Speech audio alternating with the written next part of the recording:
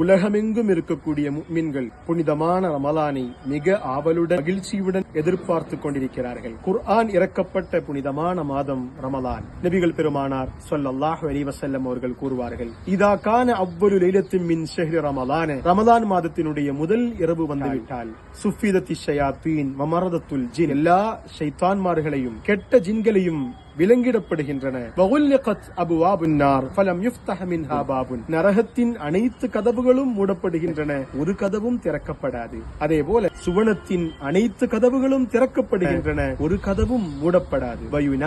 முனாதி, அழைப்பாளர் அழைத்துக் கொண்டே இருப்பார். யா பாகியல் கைர் அக்பில், நன்மைகள் நாடுபவரே முன்னிட்டு வாருங்கள், தின்மைகள் செய்ய நாடுபவர்களே அந்த திண்மையிலிருந்து விலகி நில்லுங்கள். வலில்லாஹி உத்தகாஉ மினன் நார், நரகத்திலிருந்து ஏராளமான மக்களை அல்லாஹு தஆலா விடுதலை அளிக்கிறார். ஒவ்வொரு இரவும் அது நிகழ்ந்து கொண்டுதான் இருக்கிறது.